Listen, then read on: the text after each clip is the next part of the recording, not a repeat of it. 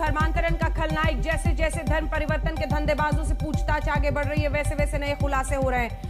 अब इस रैकेट से हिंदुस्तान के मोस्ट वांटेड जाकिर नाइक के भी तार जुड़ रहे हैं। जाकिर नाइक के करीबी सहयोगी से वो मौलाना संपर्क में था जो धर्मांतरण का खेल खेल रहा था।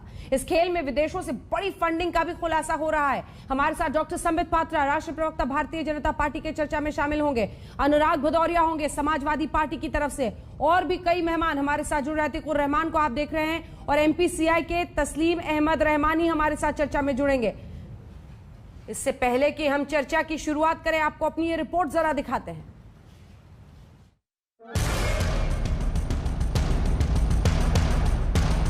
तो उसी यूनिवर्सिटी में अल्हम्दुलिल्लाह 7 लोगों ने इस्लाम की गवाही दी।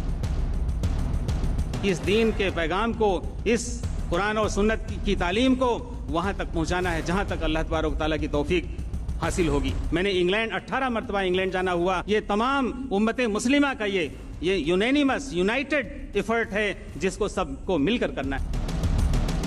उत्तर प्रदेश के धर्मांतरण रैकेट के मास्टरमाइंड बेनकाब हो रहे हैं। धर्मांतरण का जहर फैलाने वाले इन आरोपियों पर बरसती विदेशी फंडिंग का पर्दाफाश हो रहा है। खुफिया सूत्रों के हवाले से खबर है कि यूपी, दिल्ली, हरियाणा, राजस्थान और महाराष्ट्र में धर्म परिवर्तन कराने की बड़ी साजिश चल रही थी। खुफिया एजेंसियों की नजर कई NGO और धार्मिक संगठनों पर है। विदेशी फंडिंग के जरिए 60 से ज्यादा दावा सेंटर देश में खोले गए जो धर्म परिवर्तन के अड्डे बन गए। इन इस्लामिक दावा सेंटर यानी IDC के लिए महिला एवं बाल विकास मंत्रालय में एक ट्रांसलेटर मूक बधिर लोगों की जानकारी देता था। फिर IDC ऐसे मूक बधिर बच्चों और महिलाओं को टारगेट कर धर्म परिवर्तन कराता था। यह IDC जाकिर नाइक के सहयोगी डॉक्टर बिलाल फिलिप से संपर्क में है, जो कतर में मौजूद ऑनलाइन इस्लामिक यूनिवर्सिटी में काम करता है। अमेरिका, कतर, कुवैत में मौजूद कई NGO से धर्म परिवर्तन की आड़ में फंडिंग हो रही थी। तो धर्मांतरण रैकेट का इंटरनेशनल कनेक्शन भी सामने आ चुका है, और इस रैकेट के तार अब विवादास्पद इस्लामिक धर्म गुरु जाकिर नाइक से जुड़ गए हैं। इस केस में धर्मांतरण का जो नापाक वीडियो है वो सामने आया है। सुनिए आरोपी उमर गौतम से उसके जुर्म की गवाही जो वो खुद दे रहा है। मैंने कभी तसव्वुर नहीं किया था, लेकिन अल्हम्दुलिल्लाह उस यूनिवर्सिटी में अल्लाह ने ये तौफीक दी, और फिर मैंने अपने दोस्तों को दावत दी। तो उसी यूनिवर्सिटी में अल्हम्दुलिल्लाह 7 लोगों ने इस्लाम की गवाही दी। उनमें से एक हमारा दोस्त था, गोरखपुर का रहने वाला, यादव घराने का। उसने कहा कि जब गौतम साहब उमर साहब हो गए हैं तो मैं भी इस्लाम ले आता हूँ। इतनी उसको मोहब्बत थी, उसका नाम मैंने मोहम्मद उस्मान रखा। और वो दौर है और आज का दौर है। मैंने ये नियत की और इरादा किया कि इस दीन के पैगाम को, इस कुरान और सुन्नत की तालीम को वहां तक पहुंचाना है जहां तक अल्लाह तबारक तआला की तौफीक हासिल होगी। खुद धर्म परिवर्तन कर श्याम प्रताप सिंह गौतम से उमर गौतम बना ये शख्स अपने इस वीडियो में साफ साफ कह रहा है कि उसने गोरखपुर में रहने वाले अपने ही साथी का धर्मांतरण कर दिया। वो यहाँ तक कह रहा है कि अपनी पूरी कहानी सुनाने में उसे घंटों लग जाएंगे। तो कभी बच्चों को लेकर के कभी यहाँ पे उमर आए हैं? करीब 4-5 साल पहले आए, फतेहपुर में आए रहे, तब हम दिए बच्चों को लेकर के। दिल्ली के जामिया स्थित इस्लामिया दावा सेंटर में 1000 से ज्यादा हिंदुओं का धर्मांतरण कराया गया। जामिया के इस्लामिक सेंटर से हर महीने में औसतन 15 से ज्यादा लोगों का धर्म परिवर्तन दस्तावेज जारी किया जाता था। दिल्ली के जामिया स्थित यही है इस्लामिक दावा सेंटर जिसके इस्तेमाल धर्मांतरण के दफ्तर के रूप में किया जाता था। ये जामिया नगर का इस्लामिक दावा सेंटर यानी IDC का दफ्तर है जहां हम मौजूद हैं। फ़िलहाल ये दफ्तर बंद किया हुआ है, इसको लॉक कर दिया गया है, यहाँ पर कोई मौजूद नहीं है। ATS उत्तर प्रदेश पुलिस का ये दावा है, ये खुलासा किया है उन्होंने कि जो फंडिंग होती थी वो इसी NGO, इसी दफ्तर के जो बैंक अकाउंट्स थे उनके नाम पे की जा रही थी। उमर गौतम और जहांगीर इसी दफ्तर में बैठा करते थे और यहीं से अपना पूरा साम्राज्य चलाते थे। जिस धर्मांतरण रैकेट का यूपी ATS ने खुलासा किया है उसमें टारगेट पर होते थे मूक बधिर, महिलाएं और गरीब। प्लान के तहत पहले गरीब महिलाओं और उन परिवारों को चिन्हित किया जाता था जिन्हें पैसों की जरूरत हो। टारगेट की पहचान होने के बाद उमर और मुफ्ती जहांगीर ब्रेन वॉश का काम करते। मकसद था शिकार के मूल धर्म के प्रति नफरत पैदा करना। इसके बाद धर्म परिवर्तन के लिए दबाव बनाया जाता। झांसे में फंसाकर कई बार महिला की शादी मुस्लिम घराने के लड़कों से करा दी जाती और फिर उसका धर्म बदलवा दिया जाता। हर साल करीब 200 से 250 धर्म परिवर्तन कराकर ऐसी शादियों को अंजाम दिया जाता था। कुछ मामलों में ये जबरन भी होता था। गोंडा की इस लड़की की व्यथा सुनिए, जिसके साथ पहले रेप किया गया और फिर धर्मांतरण की कोशिश की गई। वह मेरे घर जबरदस्ती आया, कहा कि चलो मेरे साथ, तुम्हें 2 लाख रुपए दूंगे। तो मैंने कहा कि मैं नहीं जाऊंगी, मुझे जबरदस्ती पता ले गया। जब मैंने चिल्लाई गुहार की, मेरे गांव के लोग जुटे तो छोड़ दी। फिर उनके भाई और उनके चचा और उनके जीजा जबरदस्ती कहा कि मेरे बाबू से कि ले लो और इस बिटिया को मेरे जात में होने जाने दो, मुस्लिम में। जाहिर है शिक्षा और धर्म की आड़ में मजबूरी का फायदा उठाकर धर्म परिवर्तन का ये मामला तो सामने आ गया है, लेकिन क्या पैसे मुहैया कराने वाले असली मास्टरमाइंड पर शिकंजा कस पाएंगी जांच एजेंसियां? लखनऊ से संतोष शर्मा के साथ तंसीम हैदर और जितेंद्र बहादुर सिंह, दिल्ली आज तक। ऐसे 60 इस्लामिक दावा सेंटर हिंदुस्तान के अलग अलग हिस्सों में खोले गए, जिनमें बुलाकर ऐसे मूक बधिर महिलाएं, गरीब लोगों को अपने धर्म के खिलाफ और एक मजहब के लिए उकसाया जाता था। धर्म परिवर्तन, धर्मांतरण कराया जाता था। आपने ये पूरी रिपोर्ट अब देख ली, अब चर्चा करते हैं आखिर क्या मकसद। संबित पात्रा, प्रवक्ता भारतीय जनता पार्टी के हमारे साथ जुड़ रहे हैं। तस्लीम अहमद रहमानी, अध्यक्ष एमपीसीआई के हमारे साथ जुड़ रहे हैं। अतीकुर रहमान साहब, इस्लामिक स्कॉलर, जुड़ रहे हैं। अनुराग भदौरिया, प्रवक्ता समाजवादी पार्टी के हमारे साथ जुड़ रहे हैं। सईद वसीम रिजवी साहब, पूर्व अध्यक्ष शिया वक्फ बोर्ड के, हमारे साथ जुड़ रहे हैं। संबित जी, मैं आपके साथ शुरुआत करूंगी। आपकी सरकार की नाक के नीचे ये रैकेट चल रहा था। अब विपक्ष का ये कहना है कि चुनाव के मद्देनजर उत्तर प्रदेश एटीएस इस तरह की सामने ला रही है मामले को, और आप मुस्लिम्स को टारगेट करने के लिए ये कर रहे हैं। जवाब दीजिए। देखिए अंजना जी, अभी आज तक इतने बड़े चैनल ने अभी अपनी रिपोर्ट को प्रस्तुत किया। उस रिपोर्ट में बारीकी के साथ किस प्रकार से लोगों को डराकर, लोगों को धमकाकर, महिलाओं का रेप करके, और आपने पीड़ितों का जो है इंटरव्यू भी दिखाया, उनका साक्षात्कार भी दिखाया। अभी एक बहना वो अपने दर्द को सुना रही थी। और तो और जिन लोगों ने कन्वर्ट किया, वैसे मोहम्मद उमर गौतम को आप भाषण देते हुए भी उनके रिकॉर्डिंग को सुनवाया, जिस रिकॉर्डिंग में वो खुद मान रहे हैं कि हमारे इस प्रकार के दावा सेंटर चलते हैं, और जिस यूनिवर्सिटी, अलीगढ़ मुस्लिम यूनिवर्सिटी में हमने खुद 7 लोगों को कन्वर्ट किया है। अब प्रत्यक्ष को प्रमाण की क्या आवश्यकता है? जब कैमरे के सामने पीड़ित खुद अपने पीड़ा, अपनी व्यथा को व्यक्त कर रहा है, तो वहां भी किसी प्रकार के प्रमाण की आवश्यकता है क्या? और ये परमानेंट विक्टिम कार्ड लेके लोग ना चले। मुझे तो आश्चर्य लगता है, यही लोग जब कोई आतंकवादी पकड़ा जाता है तो यही लोग कहते हैं आतंकवाद का कोई धर्म नहीं होता है। अरे आतंकवाद का धर्म नहीं होता है और इस प्रकार के जघन्य अपराध का धर्म नहीं होता है, तो आप बचाने क्यों आ जाते हैं? तो ये मुस्लिमों की ये मुस्लिमों को विक्टिम बनाने की कोशिश कैसे हो सकती है? अगर कोई आतंकवादी पकड़ा गया है, और मैं तो जाकिर नायक को आतंकवादी ही मानता हूं, जो इस प्रकार के कारनामे करता है वो आतंकवादी ही है। अगर कोई आतंकवादी पकड़ा गया है, उसका कोई धर्म नहीं है, उसका कोई मजहब नहीं है, तो फिर ये मजहब के ठेकेदार उसको बचाने क्यों आ जाते हैं, ये कहते हुए कि देखो किसी मुस्लिम के ऊपर अत्याचार हो रहा है। अरे वो तो मुस्लिम है ही नहीं, तो मुस्लिम के ऊपर अत्याचार काहे को हो रहा है? क्यों अनुराग भदौरिया जी, अच्छा काम किया है यूपी एटीएस ने, पकड़ा ऐसे लोगों को।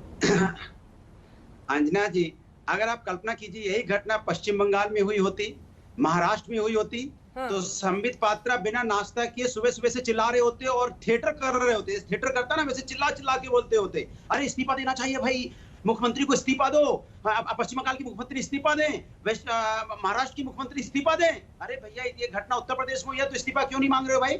क्या उत्तर प्रदेश के योगी आदित्यनाथ को इस्तीफा नहीं देना चाहिए? उनके नाक के नीचे इस तरह की घटना चलती रही, पाकिस्तानी हमारे उत्तर प्रदेश के अंदर में घुस गए। 4.5 साल से आपकी सरकार है, तो क्या झुंझुना बजा रहे थे आप सरकार में? आपकी जिम्मेदारी नहीं है कि कानून व्यवस्था को कायम रखने के लिए? यहाँ पे कानून है, धर्म परिवर्तन का कानून है, तो कानून बनाए रखने की जिम्मेदारी किसकी होती है? इसके मतलब अपनी जिम्मेदारी से भाग रहे हो आप। केंद्र में आपकी सरकार, राज्य में आपकी सरकार, पाकिस्तानी हमारे उत्तर प्रदेश के अंदर घुस गए और यहाँ पे आके इस तरह का कांड भी करने लगे। उसके ऊपर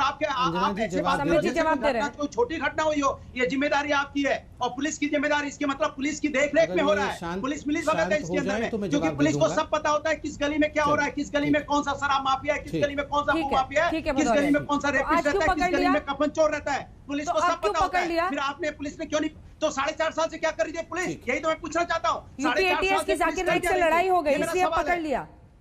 तो यूपीएटीएस की अब जाकिर नाइक से लड़ाई हो गई तो पकड़ लिया। मैं पूछ रहा हूँ 4.5 साल से पुलिस क्या कर रही थी? ठीक है, संबित पात्रा जवाब दे रहे हैं। संबित जी जवाब दीजिए, फिर मैं आने में हमारे मेरा सवाल है। ठीक ठीक।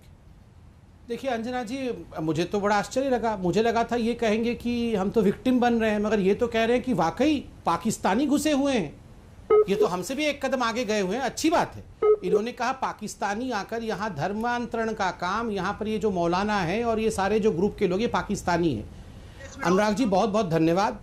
और बिल्कुल सही कहा आपने कि यहाँ कोई मुस्लिम विक्टिम नहीं है, किसी मुसलमान को डराने की कोशिश नहीं की जा रही है। यहाँ एक बहुत बड़ा साजिश था जो पहले से चला आ रहा था, और मैं तो योगी सरकार को धन्यवाद दूंगा कि समय रहते उन्होंने इसका पर्दाफाश किया। जाने कितने वर्षों से ये चल रहा था।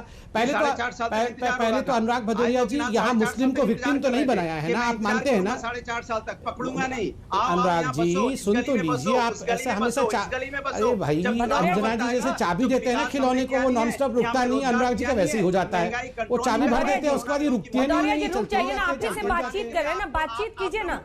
आपसे वो कुछ बोल रहे हैं उसका जवाब दीजिएगा, सुनिएगा कैसे, अगर नहीं आप लगातार बोलिए। आराम से आराम से आराम से। भदौरिया जी मैं कुछ चिल्लाऊंगा नहीं, आराम से एक सवाल पूछ रहा हूँ। कम से कम ये मुस्लिम विक्टिम कार्ड तो आप नहीं खेल रहे हैं ना? मतलब ये आप मानते हैं ना कि ऐसा अरे भदौरिया जी थोड़ा सुन भी लीजिए, कान का भी इस्तेमाल करिए, केवल मुंह का इस्तेमाल मत करिए। भदौरिया जी आप मानते हैं ना कि ऐसा कन्वर्शन हो रहा था? आप ये मानते हैं ना? नहीं आप मानते हैं ना? आप मानते हैं ना? और हो आप अभी आप मस्तिष्क का इस्तेमाल करके उत्तर दीजिए। आप मानते हैं ना कि ये कन्वर्शन चल रहा था और किसी मुसलमान को छोड़िए, यहाँ वहाँ की बातें आपसे जवाब इतना दीजिए कि मुसलमानों को विक्टिम नहीं बनाया ना, मुसलमानों का विक्टिम नहीं बनाया ना, मतलब कन्वर्शन हो रहा है ना, कन्वर्शन हो रहा था ना, आप मानते हैं ना? परिवर्तन होगा किसी तरह का भी, किसी भी धर्म में जाएगा तो ये कानूनन जुर्म है, उसको सजा मिलनी चाहिए। अंजना जी ये किसी का भी यहाँ से कहाँ आ गया? अंजना जी मुझे समझ में नहीं आ रहा है ये किसी का भी कहाँ से आ गया? अंजना जी किसी का भी जाति धर्म परिवर्तन यहाँ कहाँ आ गया? अगर आप ये कह रहे हो कि मुसलमान अगर हिंदू मुसलमान सिख या बौद्ध किसी में कन्वर्ट कोई भी करेगा तो कानूनन जुर्म है। अगर कोई भी कानून तो सजा के काबिल है वो, तो उत्तर प्रदेश की सरकार क्या कर रही है? मैं इनको एक सिंपल सवाल पूछ रहा हूँ। मतलब आप अंजना जी मैं इनको अंजना जी इनकी यही जवाब है, नहीं बचाओ। अनुराग जी का यही जवाब है, वो कह रहे हैं कि जो भी कर रहा है ना। क्या जवाब क्या है? क्यों हम कहते हैं धर्म परिवर्तन कानून, हिंदू मुस्लिम सिख ईसाई इसमें कहां से आ गया? करा रहा है तो उत्तर प्रदेश की पुलिस क्या कर रही थी 4.5 साल से? अगर कहां से आ गया? मतलब अभी अगर हो गया ये सच, ये घटना सच है या नहीं है? अगर मगर मतलब आपकी पुलिस नाकाम है। अंजना जी ये मुझे समझ में नहीं आता है, ये चुप रहेंगे तभी तो हो पाएगा। एक सवाल का जवाब दीजिए, एक सवाल वो पूछ रहे हैं, फिर मुझे अन्य मेहमानों के पास जाना है। सुन लीजिए, आप बोलिएगा उसके बाद। अंजना मैं इनसे सिंपल सवाल पूछ रहा हूँ। कम से कम आप कह रहे हैं कि योगी जी ने 4.5 वर्षों तक पकड़ा क्यों नहीं? आप मानते हैं ना 4.5 वर्षों तक इस प्रकार का एक रैकेट चल रहा था, या उससे पहले भी एक रैकेट चल रहा था जिसमें बेचारे मजबूर जो हिंदू हैं महिलाओं को रेप करके, बच्चियों के साथ छेड़खानी करके और मूक बधिरों को यहाँ पर हिंदू धर्म से डरा करके इस्लाम में कन्वर्ट किया जा रहा था? ऐसा रैकेट था ना? ठीक है, भदौरिया जी जवाब दूंगा। अच्छा इनसे पूछिए सरकार इनकी है। 20 तारीख को हरदोई में एक नाबालिग दलित बच्ची के साथ प्रश्न नहीं होता है तो उसका जिम्मेदार कौन है? 21 तारीख को मथुरा में एक महिला के साथ गैंग रेप होता है, उसके जिम्मेदार कौन है? 22 तारीख को बहराइच में एक महिला के साथ, नाबालिग एक बच्ची के साथ रेप होता है, कौन है जिम्मेदार? और ये कहां जा रहे हैं? किसी भी जात धर्म की महिला के साथ मुझे तो शक है, मुझे तो कभी-कभी शक होता है कि उसका जिम्मेदार कौन इनको है? भी कहीं कन्वर्ट तो नहीं कर दिया? उसने कहा था कि एक यादव को मैंने कन्वर्ट कर दिया है, उसका नाम क्या था? मोहम्मद उस्मान। कहीं ये मोहम्मद उस्मान तो नहीं है अनुराग भदौरिया? बहराइच की बच्ची को मुझे तो शक हो रहा है, बिल्कुल हाथरस की बच्ची को उत्तर प्रदेश का नहीं मानते, मुझे शक हो रहा है अनुराग जी। अंजना जी मुझे शक है कहीं ये भी चुपके से कन्वर्ट तो नहीं हो गए? या उन्नाव की बच्ची के साथ अन्याय हुआ उत्तर प्रदेश का? इस विषय पे बात नहीं करना चाहते। जाति धर्म के हिसाब से बच्ची को मानेंगे या नहीं मानेंगे? कहीं ये भदौरिया जी मोहम्मद उस्मान तो नहीं है? अरे मैं आपको जवाब दे रहा हूं, आप ही मोहम्मद उस्मान तो नहीं है? आईना खोल रहा हूं, मैंने बहराइच की बच्ची का नाम लिया, मथुरा की बच्ची का नाम आईना मत खोलो, आईना दिखाया जाता है। रहमानी साहब को दिखाइए जरा, तस्लीम अहमद रहमानी। कितनी बच्चियों का नाम लिया उसके? अब भी आपकी आंखों में जाकिर नाइक महान है, अब भी जाकिर नाइक को डिफेंड करेंगे आप? इस तरह के तार मिल रहे हैं और इस तरह से लोगों को जबरन धर्म परिवर्तन किससे सुने आपने? आप सोचिए कि मूक बधिर जो बच्चे थे उनको पहले टारगेट करके खोजते थे, फिर मजबूरी का फायदा उठा के धर्म परिवर्तन कराते थे। मैं सुबह से आपका ये वीडियो देख रहा हूँ जो आपने अभी अभी दिखाया है। एक लफ्ज गैर कानूनी उस वीडियो में नहीं है। रैकेट एंड षड्यंत्र और टेररिज्म और फॉरेन फंडिंग एक्सेट्रा, आप बहुत सारे अल्फाज इस्तेमाल कर सकते हैं, लेकिन आपको जो कुछ भी आप कहें, आपको कन्वर्जन एंड फोर्स्ड कन्वर्जन, इन दोनों में डिफरेंस करना पड़ेगा। फोर्स्ड कन्वर्जन के आड़ में आप कन्वर्जन को डिनाई नहीं कर पाएंगे किसी भी कीमत पे। और ये याद रखिए कि आज दुनिया में 180 करोड़ मुसलमान रहते हैं जो 1200 से 1400 साल के बीच ही आए हैं। तो ये एक प्रोसेस है जो चल रहा है, जो चलता रहेगा, लेकिन फोर्स नहीं हो सकता। ना फोर्स था, ना है और ना होगा। अगर होता तो जो गैंगस्टर एक्ट और एनएसए लगाने की, कल यूपी के मुख्यमंत्री 6 महीने और रहेंगे, अभी उससे ज्यादा का वक्त नहीं बचा है, उनके पास गैंगस्टर एक्ट न लगाते, इसलिए कि मालूम है कि अदालत में जब जाए। एक सेकंड, मेरे एक सवाल का फिर जवाब दीजिए तस्लीम अहमद रहमानी, फिर मेरे एक सवाल का जवाब दीजिए। मूक बधिरों को, महिलाओं को, गरीबों को क्यों टारगेट किया जा रहा था? क्योंकि उनकी मजबूरी का फायदा उठाया जा रहा था। आप कैसे बात कर रहे हैं? एक बात और मैं कह दूं कि हिंदू धर्म तो होता नहीं है। ये तो ये संबित पात्रा जी से पूछ लीजिए, क्या इनका धर्म हिंदू है? अगर ये कह दे कि हिंदू धर्म है, इनका धर्म हिंदू है, तो हिंदू तो धर्म नहीं होता। तो कन्वर्जन का क्या मतलब है? जवाब दीजिए। जब हिंदू धर्म ही नहीं है तो उसमें कन्वर्जन कहां से हो गया? जवाब अगर ध्यान से सुना जाए और पहले पूछ लीजिए क्या इनका धर्म हिंदू है? मैं बताता हूं। पहले तो अंजना जी, सुप्रीम कोर्ट की जजमेंट के बारे में बात हो रही है। सुप्रीम कोर्ट का जजमेंट अंग्रेजी में था कि Hinduism is not a religion, it is a way of life. मैं यहां पर आज तक में कहता हूं रिलीजन और धर्म में बहुत फर्क है। रिलीजन अंग्रेजी शब्द है धारयति इति धर्म, जो धारण करता है वो धर्म है। वे ऑफ लाइफ ही, जीवन की पद्धति ही धारण करती है, इंसानियत ही धारण करती है मनुष्य के धर्म के रूप में। इसलिए हिंदू धर्म है, रिलीजन नहीं है। याद रखिए, dharma does not translate to religion. धारयति इति धर्म, जो मनुष्य को मनुष्य बनाता है, जो उसे, मेरे हाथ में पेन है, जिस दिन इस पेन का इंक समाप्त हो जाएगा, पेन लिखेगा नहीं, ये पेन अधर्मी पेन हो जाएगा। जिस दिन मेरे अंदर आत्मा मनुष्य की नहीं होगी और मैं इंसानियत से काम नहीं करूंगा, मैं अधर्मी व्यक्ति हो जाऊंगा। इसलिए हिंदू धर्म है, रिलीजन नहीं है। दूसरी बात, मेरी ऑफिशियल स्टेटमेंट है, मेरा ऑफिशियल स्टेटमेंट है, हिंदुइज्म हिंदू धर्म है, रिलीजन नहीं है। अब कितनी बार बोलूं मैं भाई साहब? बिल्कुल बोल रहा हूं, ऑफिशियल है, सुन लीजिए। दूसरी बात, नहीं मैंने यहां पर आपने जाकिर नायक जी के बारे में, प्रभु जी, इनको आपने पूछा जाकिर नायक, इन्होंने जाकिर नायक जी के बारे में एक शब्द भी नहीं कहा। सुन लीजिए, आपके लिए जाकिर नायक जी। हिंदू की बात अंजना जी, मैं प्लीज 10 सेकंड बात कर लूं। अंजना जी जरा 10 सेकंड बात कर लूं। मैं क्यों सब लोग एक साथ बात करते हैं? मैंने सुना ना आपको। आप कभी भी रहमानी जी, जाकिर नायक जी के ऊपर सवाल आपसे पूछा गया कि जाकिर नायक कोट अनकोट जी अच्छे आदमी है या बुरे आदमी है? आपने कोई उत्तर नहीं दिया, क्योंकि आप लोगों के लिए तो याकूब मेमन, बुरहान वानी ये भी आतंकवादी नहीं थे। आप तो सुप्रीम कोर्ट तक याकूब मेमन के लिए गए थे, तो आप याकूब मेमन को कैसे बुरा कह सकते हैं? अब सुन लीजिए, जाकिर नायक बहुत अच्छे हैं। मैं जवाब मैं कंप्लीट कर लूं, उसके बाद जवाब दीजिए। रहमानी साहब, आप अपने आप को एक इंटेलेक्चुअल कहते हैं, कम से कम पूरा सुन लीजिए, उसके बाद जवाब दीजिएगा। मैं आपके बीच में बोलूंगा नहीं साहब, मैं पूरा बोल लूं, फिर आप बोलिएगा। मैं आपके बीच में नहीं बोलूंगा, आप सुन लीजिए, जनता भी समझ लेना। आप जाकिर नायक को सुन लीजिए। रहमानी साहब, कभी भी अहंकार से नहीं, शांति से बात करिए ना। बहुत समय हम दोनों बात कर रहे हैं, मैं कंप्लीट कर लूंगा, फिर आप बात कर लीजिएगा। रहमानी साहब, आप जाकिर नायक को बुरा नहीं मानते, आप याकूब मेमन को भी बुरा नहीं मानते थे, आप तो ओसामा बिन लादेन को भी मार्टर मानने को तैयार होंगे। इसमें यह गलती मेरी नहीं है, आपको अपने अंदर इंट्रोस्पेक्ट करना पड़ेगा। दूसरी बात है, आपने कहा कन्वर्शन एक प्रोसेस है जो 1400 सालों से इस्लाम में चल रहा है और ये अच्छा है, ये चलता रहेगा। नहीं, ये रेप करके कन्वर्शन नहीं चलता रहेगा। ये मूक बधिरों को हिंदू धर्म के खिलाफ डरा करके उनको आप उनको धमका करके कन्वर्ट करेंगे तो ये प्रोसेस उचित नहीं है, ये गैर कानूनी प्रोसेस है। अभी एक महिला को आपने कहा कि आपके वीडियो में कुछ भी गैर कानूनी आपने दिखाया नहीं, एक महिला के वक्तव्य को सुनाया। उस विक्टिम ने क्या कहा? उस विक्टिम ने कहा कि मेरे साथ जबरन किया गया और फिर मुझे 2 लाख रुपए भी दिए गए, मुझे रेप भी किया गया और फिर मुझे कन्वर्ट करने के लिए कहा गया। और आप बता रहे हैं कि यहाँ कुछ भी गैर कानूनी नहीं हो रहा है। देखिए, हम सब अपने अपने धर्म को मानते हैं, अपने अपने जीवन के तरीके से हम खुश हैं। आपको भी आपका तरीका मुबारक, मुझे मेरा तरीका मुबारक, मगर जबरन चाकू छुरी रख के कन्वर्शन करना ये उचित नहीं है। ये तो कम से कम मानना पड़ेगा आपको ना। तस्लीम अहमद रहमानी साहब, अब मेरे सवाल का जवाब दीजिए जल्दी से मेरे सवाल का पॉइंटेड जवाब दीजिएगा। जो सोच कर आए मोहम्मद बोलिएगा। मुझे ये बताइए कि आप जाकिर नाइक के बारे में कह रहे हैं कि आपको उनमें कुछ गलत नहीं दिखता।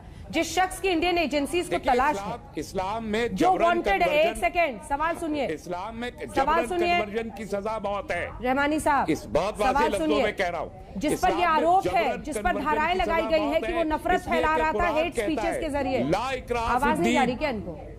आवाज नहीं जा रही क्या? इस्लाम कहता है सवाल सुना कीजिए। और जबरन तस्लीम अहमद रहमानी, परिवर्तन की इजाजत इस्लाम नहीं देता। भाग रहे हैं, जानबूझ के नाटक कर रहे हैं सवाल ना सुनने का। सवाल तो सुनिए सर। जाकिर नाइक के खिलाफ आप बोलने को तैयार नहीं है। जाकिर नाइक वांटेड है भारतीय एजेंसीज द्वारा, मनी लॉन्ड्रिंग का केस है उस पर, हेट स्पीचेस के जरिए नफरत फैलाने का मामला है उस पर, भागा फिर रहा है वो, मलेशिया में छुपा हुआ है जिस तरह की जानकारी अभी तक है। क्या ये शर्म की बात नहीं है रिजवी साहब कि मूक बधिरों को उनका धर्म परिवर्तन जबरन कराया जा रहा था और वो फोर्स्ड कन्वर्जन नहीं लग रहा है रहमानी साहब? देखिए अंजना जी, ये धर्म परिवर्तन तो जब से मुसलमानों का हिंदुस्तान के अंदर मूवमेंट शुरू हुआ है तब से हो रहा, जबरदस्ती हो रहा है, पैसा देकर, लालच देकर हो रहा है, और उसके बाद आज तक ये रुका नहीं है। आज जैसे अभी भदौरिया जी ये बात कह रहे थे कि 4.5 साल हो गए, 4.5 साल हो गए, 4.5 साल तक चलता रहा। 5 साल पहले आप भी 5 साल की हुकूमत करके गए हो, और उस हुकूमत में आपने क्यों नहीं खोला जो आज योगी जी की पुलिस ने खोल दिया? यानी कि यहाँ पर कुछ ना कुछ निगाहें रखी जा रही हैं। आप लोग तो 5 साल तक ढील देते रहे, आप लोग तो उस्काते रहे। और जो अभी आपने बाइट सुनाई मौलाना की, मौलाना ये कह रहा था कि हम दीन के लिए कर रहे हैं, हम दीन और हदीस और कुरान की रोशनी में कर रहे हैं। मैंने यही बात तो रखी है कि सब कुछ प्रॉब्लम कुरान से ही है। कुरान से ही हेट स्पीचेस के जरिए तुम लोग धर्म परिवर्तन कराते हो, लोगों को उस्काते हो। इन कुरान के अंदर इस तरह की आयतें दी गई है जिसका आतंकवादी भी फायदा उठाते हैं और ये धर्म परिवर्तन करने वाले भी। नाबालिग बच्चों को अगर ये समझाओगे कि तुम इंसान हो, तुम्हें मुसलमान होना चाहिए और मुसलमान जब होगे तो तुम जन्नत में जाओगे, इस तरह की बातें करके अगर उनके कोरे दिमागों को आप मोटिवेट कीजिएगा और साथ में लालच भी दीजिएगा, तो उन्हीं ने कहा कि हजारों हो चुके हैं। अन्ना जी, ये लोग अभी तो जांच शुरू हुई है, इसके बाद आ रही हूँ रहमानी साहब, अभी तो जांच शुरू हुई है, अभी बहुत से केस खुलना बाकी है। हिंदुस्तान में कहां आपने धर्म परिवर्तन कराया है पैसे देकर? मैं रोहित जी शर्दिए रोहित जी के सामने आ गया था, तारिक फतेह में उठ के चला गया था, और मैं तस्लीमा नसरीन हो, तारिक फतेह हो या ये मलाउन वसीम रिजवी हो, मैं इन लोगों के साथ नहीं करता। तो आप बैठे या ना बैठे, मुझे इससे कोई प्रॉब्लम नहीं है। आप बैठे ना बैठे, लेकिन जो जवाब है वो तो आपको देना ही पड़ेगा। मैं आपके साथ भी नहीं बैठा हूं, मैं कहीं बैठा हूं, आप कहीं बैठे। हाथ जोड़ के आपको ये जवाब तो देना पड़ेगा कि ये धर्म परिवर्तन क्यों? बात कीजिए, लेकिन उस पैनल में मुझे कभी न बुलाइए जिसमें वसीम रिजवी जैसा मलाउन मौजूद हो, जिसके ऊपर 50,000 रुपए का जुर्माना सर्टिफिकेट देने के लिए बुलाया किसने है? अतिकुर रहमान साहब को दिखाइए। आपको इजाजत कौन दे रहा है कि आप दूसरों को कैरेक्टर सर्टिफिकेट देखें? आईने के सामने जाइए जल्दी से। अतिकुर रहमान साहब 2 लाइन में अपनी बात कहिए, फिर ब्रेक पर जाएंगे। अतिकुर रहमान साहब। जी, अंजना जी, वसीम रिजवी साहब ने डायरेक्ट कुरान पर हमला किया है, क्योंकि मैं रिसर्च करता हूं कुरान पे, इस्लाम पे, तो मैंने कम से कम पिछले 3 दिनों में 50 ऐसी आयतें निकाली हैं जो कि ये साबित करती हैं कि फोर्सफुल कन्वर्जन अल्लाह पसंद नहीं करता है। और मैं नहीं बैठ सकता उस डिबेट में जहां ऐसे मुर्तिद बैठे हुए हो जो इस्लाम को खुले आप गाली देते हो, कुरान शरीफ को गाली देते हो, नबी करीम को गाली देते हो, हमारी माँ जैसी आयशा रजी अल्लाह तआला अन्हा को गाली देते हो। ऐसे मुर्तिद मलाऊन खारिज इस्लाम के साथ बैठना अपनी तौहीद समझता। अतिकुर रहमान साहब, आपकी जो भी नाराजगी उस बात पर है, आप ब्रेक के बाद बताइएगा। समित पात्रा जी, आप तमाम मेहमान हमारे साथ बने हुए जिनसे हम चर्चा कर रहे हैं। उप मुख्यमंत्री उत्तर प्रदेश के दिनेश शर्मा जी हमारे साथ जुड़ रहे हैं। जल्दी से 2-3 सवाल उनसे कर लेते हैं। दिनेश शर्मा जी, मेरा पहला सवाल आपसे यही है कि जाकिर नाइक का नाम आ रहा है, उसके गिरेबान तक आपकी सरकार कैसे पहुंचेगी धर्म परिवर्तन के मामले में? क्योंकि अभी तक आपने जिन्हें पकड़ा है वो तो यहां पर काम कर रहे थे ना, लेकिन जो फॉरेन से फंडिंग हो रही थी जाकिर नाइक तक कैसे पहुंचेगी? देखिए, अभी जांच हमारी गतिमान है और जब जांच चल रही हो तो किसी प्रकार की बातों को उद्घाटित करने का मैं समझता हूं उचित नहीं है। लेकिन जिनका आप नाम ले रही हैं उनके बारे में तमाम जो गैर संवैधानिक और गैर जो जिसको कहना चाहिए कि राष्ट्र विरोधी तमाम गतिविधियां थी, उसमें भी नाम चर्चा में आया था। तो मैं समझता हूं कि जांच के विषय है, जो भी इसमें प्रत्यक्ष और अप्रत्यक्ष रूप में दोषी होगा उसको दंड के दायरे में लाया जाएगा। दिनेश जी, आरोप ये लग रहा है कि चुनाव आ गए हैं, इसीलिए फिर ये हिंदू मुस्लिम धर्म परिवर्तन ये सब मुद्दे जानबूझ के उठाए जा रहे हैं और इसीलिए यूपीए एटीएस ने ये कार्रवाई की है।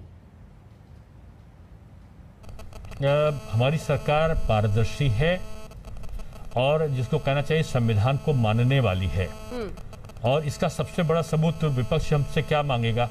उसके पास तो बोलने का भी शब्द नहीं है कि विपक्ष की सरकारें हुआ करती थी, पूरा जातीय दंगे, सांप्रदायिक दंगे, इनका केंद्र उत्तर प्रदेश बना हुआ था। क्या विपक्ष के पास एक भी उदाहरण है कि इन 4.5 वर्षों में एक भी दंगा कहीं हुआ हो या किसी प्रकार का कोई जातीय दंगा प्रदेश में होने की आशंका आई हो? इस विपक्ष इसमें मुद्दा विहीन है और चुनावी दृष्टि से उसको हर चीज में दिखती है। वैक्सीन में भी उसको राजनीति दिखती है और बीजेपी की दिखाई पड़ती है। टीकाकरण होता है तो पहले वो निःशुल्क की मांग करते, जब निःशुल्क हो जाती है तो कोई और मांग करने लगते हैं। ये वो हर चीज में, हर मूवमेंट में वो राजनीति देख रहे हैं कि उनकी हताशा और निराशा है। हम काम कर रहे हैं और काम के आधार पर ही उनकी हताशा एक तरफ जाने की प्रवृत्ति भारतीय जनता पार्टी की सरकार, उनकी हताशा एक तरफ, लेकिन सवाल यह है ना कि धर्म परिवर्तन का मुद्दा अब चुनाव के पहले से उठा है। उनका यह भी आरोप है कि आपकी सरकार हमेशा मुस्लिम्स को जानबूझकर टारगेट करती है, इसीलिए इस तरह के इश्यूज उठाए जाते हैं। कतई नहीं कर रही है और इसका सबसे बड़ा उदाहरण उत्तर प्रदेश में है कि हमारी जितनी भी कार्य योजना, चाहे केंद्र की चली हो चाहे उत्तर प्रदेश की चली हो, सरकार की, चाहे वो मकानों को देने का हो, चाहे टॉयलेट्स को बनाने का हो, चाहे बिजली का कनेक्शन देने का हो, चाहे गैस का सिलेंडर देने का हो, चाहे सम्मान राशि देने का हो, चाहे अनाज या राशन बांटने का हो, सबसे ज्यादा सहभागिता किसी की है तो अल्पसंख्यक समुदाय को उसका लाभ मिला है। ये इस बात का प्रत्यक्ष उदाहरण है। लोग क्या बोलते हैं मैं उससे नहीं जाना चाहता, हम क्या कर रहे हैं ये सबसे बड़ा सबूत ये है कि मदरसों का आधुनिकीकरण हो तो भी हम कर रहे हैं, उनकी शिक्षा पर व्यवस्था है तो भी हम कर रहे हैं, उनकी छात्रवृत्ति का ध्यान है तो भी हम देख रहे हैं, उनको सरकार की दी जाने वाली सुविधाएं हैं उसकी चिंता भी हम कर रहे हैं। हाँ, हम तुष्टिकरण नहीं कर रहे हैं, अगर कुछ नहीं कर रहे हैं तो हम तुष्टिकरण नहीं कर रहे हैं, हम सबके साथ समान भाव के साथ में काम कर रहे हैं। इसलिए विपक्ष को ये हमेशा खटता है और खटकता है और विपक्ष को लगता है कि हम शायद वो जो शगुफा वो हमेशा छोड़ते हैं। अल्पसंख्यक के विरोध में एक भी विरोध में कोई उदाहरण। जी ठीक है, बहुत धन्यवाद आपका हमारे साथ जुड़ने के लिए दिनेश शर्मा जी, उप मुख्यमंत्री। हाँ भदौरिया जी, सुने नहीं उनको कि हाथ उठ गया इनका? बताइए सर, बताइए बोली डालिए।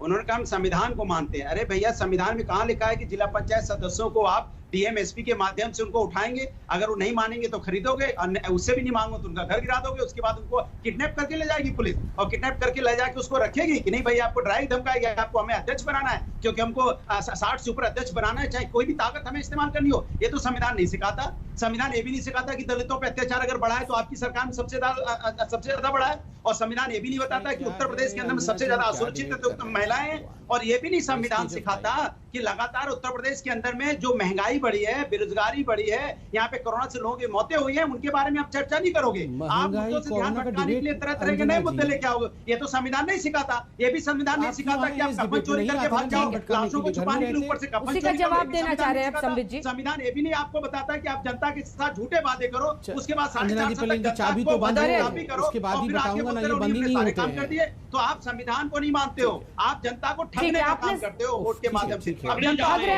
को जवाब सुनिए अनुराग जी, सांस लीजिए। अनुराग जी सांस। अब अंजना जी, मुझे एक बहुत महत्वपूर्ण बात कहनी है, मुझे थोड़ा आप 20 सेकंड दीजिए अंजना जी।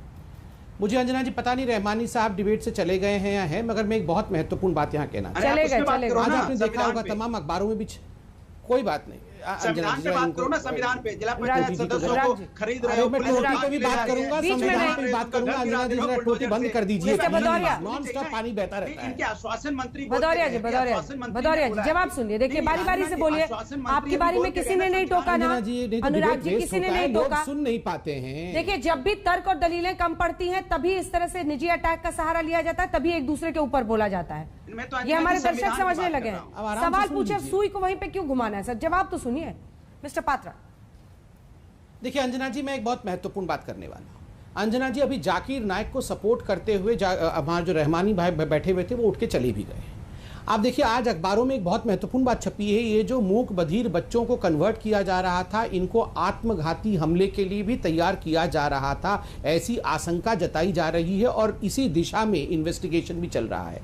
सुइसाइड स्क्वाड के लिए इन बच्चों को तैयार किया जा रहा था और केवल हिंदुस्तान में नहीं, ये जो महाशय हैं, जो मोहम्मद उमर गौतम हैं, ये कई बार इंग्लैंड जा चुके हैं, बाकी देश भी जा चुके हैं और इन बच्चों को दूसरे देश में सुइसाइड हमलावर के रूप में भेजने का प्लान भी चल रहा था। ये मैंने अखबारों में पढ़ा है। देखिए आपको जान के आश्चर्य होगा, जाकिर नाइक ने अपने एक भाषण में यही कहा था कि इस्लाम में सुइसाइड बॉम्बिंग अलाउड है। उनसे जब ये प्रश्न पूछा गया था तो जाकिर नाइक ने कहा था कि हाँ, अगर क्लेरिक्स को लगे, अगर मौलाना को लगे कि आत्मघाती हमले के माध्यम से इस्लाम को प्रोपगेट किया जा सकता है तो वह अलाउड है। मुझे तो आश्चर्य लग रहा है कि तार तो जुड़ते हुए दिख रहे हैं। जाकिर नाइक इससे जुड़ा हुआ था और आत्मघाती दस्ते तैयार किए जा रहे थे और जो लोग जाकिर नाइक के साथ खड़े हैं उनको मैं 2-4 विषय जाकिर नाइक को लेकर बता दूं। जाकिर नाइक वह व्यक्ति है जिसने कहा था कि एकमात्र धर्म जो इस धराधाम पे है वो इस्लाम है, इसलिए जो नॉन बिलीवर्स ऑफ इस्लाम है उनका ना तो कोई मंदिर, ना कोई गिरजाघर और ना ही कोई गुरुद्वारा होना चाहिए, वो ध्वस्त कर देने चाहिए। जाकिर नाइक वो व्यक्ति है, जब उससे पूछा गया कि ओसामा बिन लादेन कैसा व्यक्ति था, उन्होंने कहा वो बलिदानी था, उसने अपने आप को इस्लाम के लिए बलिदान दे दिया, वो शहीद था, वो आतंकवादी नहीं था। जाकिर नाइक वो व्यक्ति है जो कहता है कि बच्चों को, महिलाओं को और बच्चियों को स्कूल नहीं भेजना चाहिए क्योंकि वो जब तक 10th क्लास पास करके आती हैं वो अपनी वर्जिनिटी खो देती हैं। और वेस्टर्न कल्चर में ये जो फेमिनाइन लिबरेशन की बात होती है, दरअसल ये माँ बेटियों को बेचने की बात होती है। जाकिर नाइक वो व्यक्ति था जिसने कहा था कि वाइफ बीटिंग, जो अपनी पत्नी को मारने का क्रम है, वो इस्लाम में अलाउड है और बिल्कुल पत्नी को पीटना चाहिए। और उसने वह कहा था कि जो हमारे घर में कोई अगर महिला कर्मचारी नहीं, उसने स्लेव और सर्वेंट वर्ड इस्तेमाल किया था, तो उनके साथ सेक्स करना ये इस्लाम में अलाउड है। ये सुनने में कितना घिनौना लगता है, मगर यहाँ पैनल में बैठे कुछ लोग उसी जाकिर नाइक को सपोर्ट कर रहे हैं। कैसे डिफेंड किया जा सकता है? क्या ऐसे लोगों का पकड़ा जाना सही नहीं है? जी अंजना जी, जाकिर नाइक के ऊपर अगर डिबेट होती तो मैं थोड़ी सी और तैयारी कर लेता, क्योंकि संबित पात्रा जी फुल तैयारी में आए हैं। एनीवे, अगर आप चाहती हैं कि मैं इसका जवाब दूं तो मैं जवाब देना पसंद करूंगा। बोलिए। पहली बात तो ये कि जाकिर नाइक को जितना सीरियसली संबित पात्रा जी ले रहे हैं, मैं उनसे विनती करूंगा कि सिर्फ 5% इतना सीरियसली आप कुरान को समझने में लगा दीजिए। आपको समझ में आ जाएगा कि इस्लाम अल्लाह की किताब है, जाकिर नाइक की किताब नहीं है। नहीं, मैं आपको भगवत गीता समझाता हूँ, आप आइए ना, 2% ही लगाइए। बिल्कुल बिल्कुल, ये क्या बात है कि मैं कुरान को समझने को तैयार हूँ, मैं बिल्कुल समझने को तैयार हूँ। नहीं, जाकिर नाइक को हम लोग लाइटली क्यों ले लाइटली हम जाकिर नाइक? मैं आपके बीच में नहीं बोला, मैं बीच में नहीं बोलना चाहता, आप कंप्लीट करिए। जाकिर नाइक का मोहताज इस्लाम नहीं है, इस्लाम का मोहताज जाकिर नाइक हो सकता है। अंजना जी, अंजना जी मुझे कंप्लीट करने दिया जाए प्लीज। बोलिए, प्लीज बोलिए, प्लीज बोलिए। क्योंकि आज विषय दूसरा है अंजना जी, तो मैं क्योंकि रिसर्च कर चुका हूं इस्लाम पर, कुरान पर, तो मैं आपको यकीन दिला रहा हूं कि ये इंसानियत के दुश्मन हैं जो फोर्सफुल कन्वर्जन कर रहे हैं। अल्लाह बिल्कुल पसंद नहीं करता है इस तरह के कन्वर्जन को, बल्कि कुरान में कई आयतें ऐसी आई हैं जिसमें वाज़ेह तौर पे अल्लाह ताला ने मना किया है और यहां तक के कह दिया है चाहे इबादत अल्लाह के नाम से की जाए, रहमान के नाम से की जाए या किसी भी नाम से की जाए, अल्लाह इबादत कबूल करता है, किसी भी नाम से की जाए। अंजना जी, ये पॉइंट नोट करने वाला है कि अल्लाह ताला फोर्सफुल कन्वर्जन तो बहुत दूर की बात है, हर वो इबादत गुजार को पसंद करता है। और संबित जो अभी कह रहे थे ना कि नॉन बिलीवर्स इन इस्लाम, कहीं पर कुरान में नहीं है, नॉन बिलीवर्स है। और संबित पात्रा कहीं जी पे मैं नहीं है समझता तो हूं ये कि बाकी आप बाकी लोग बिलीवर बोलते क्यों रहते हैं, आप ये तो बता दीजिए। कहीं पर नॉन बिलीवर इन इस्लाम नहीं है कुरान में। ये नॉन बिलीवर कहा काफिर गया क्या है ये तो मैं नहीं मक्का जानता के हूँ, लोगों जो के जाकिर लिए। नायक ने और बोला है मैं वो संबित बोल पात्रा रहा जी, मैं हूँ। मानता हूँ कि आप बिलीवर हैं, आप बिलीवर ठीक हैं, है, आप सिर्फ किसी 30 भी सेकंड नाम में से अल्लाह जवाब को डॉक्टर याद पात्रा, करिए। सिर्फ 30 अल्लाह सेकंड में कबूल उनका करेगा जवाब, आपकी इबादत को। सिर्फ 30 सेकंड में मिस्टर पात्रा। देखिए, नॉन बिलीवर बिलीवर ये जाकिर नायक के भाषण के अंश को मैंने यहाँ उद्धृत किया। अब अच्छी बात है, यहाँ पर भाई साहब जाकिर नायक को पसंद नहीं करते हैं, मगर जो पसंद करते हैं वो चले गए। वैसे अनुराग भदौरिया जी जाकिर नायक के क्या लगते हैं, जरा इनसे लास्ट में 10 सेकंड में इन्हीं को देता हूं। प्रदेश की जनता क्या को भी लगते उतना ही हैं सीरियस ले लीजिए। भदौरिया जी, जाकिर नायक क्या ये रिश्ता क्या कहलाता है? धर्मांतरण का खलनायक, जी हां, जाकिर नायक के तार जुड़ रहे हैं धर्मांतरण के उस मामले में जिसे यूपी एटीएस ने पकड़ा। इसी पर आप देख रहे थे हल्ला बोल, देखते रहिए आज तक।